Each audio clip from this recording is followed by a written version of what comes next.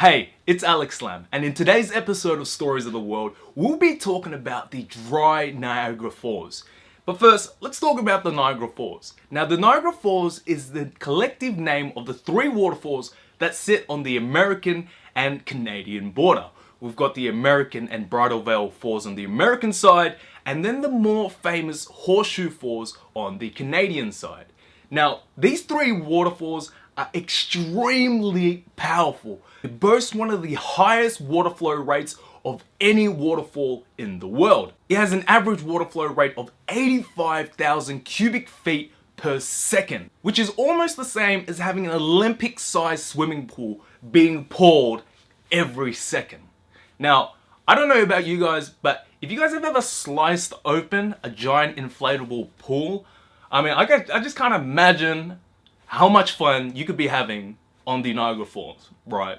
Without the drop, of course. You've just been like pushed around on a little raft and stuff. Crazy. So with such a high water flow rate, it's only natural that the falls would be able to pick up rocks from the ground and hurl it over the cliff, eroding the walls and the waterfall itself. So with such an incredible and powerful water flow rate, it's safe to say that stopping the flow would be close to impossible and require an enormous amount of resources. But in the late 1960s, concerns were growing that with all these rock slides and erosion happening to the waterfalls, it could erode the falls completely within the next century. So in 1969, a joint Canadian and American commission decided to dewater the American side of the falls. So over 3 days in June 1969, 28,000 tons of rock was used to divert the Niagara River from the American side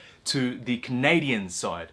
And with the falls dry for the first time in who knows how long, the US Army Corps of Engineers were able to conduct research and investigations to how the waterfall was eroding. Now, tourists were able to actually walk onto the dry falls and even collecting some coins thrown in decades ago. Now, let's be extremely honest, like, being able to witness such an astonishing event would be life-changing. I mean, how many people can actually say, oh yeah, I've been to the Niagara Falls, but when it was dry, I didn't get to see the water. Like, it would be such an amazing experience.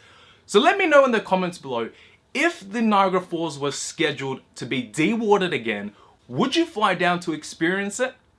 So over the course of 5 months, scientists and engineers were able to conduct tests and install instruments to help control the erosion. Then in 1969, the temporary dam was removed and the American side of the falls roared once more. Now, I don't want to get your hopes up, but in 2016, the New York State had plans to dewater the American side of the falls again. So this once-in-a-lifetime event could be taking place 2 times in people's lives. Though this time it is not for any scientific research, but for purely aesthetic and safety reasons. The 2 stone-face arch bridges are deteriorating, which were closed off in 2004.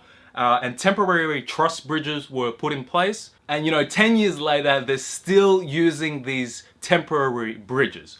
So the proposed plan is to dewater the American side of the falls and replace these bridges, providing more safety and being able to use these bridges again. So that's the story of the Dry Niagara Falls. If this has been entertaining in any way, hit the like button and subscribe if you want to hear more stories. I'm Alex Lam and this is Stories of the World.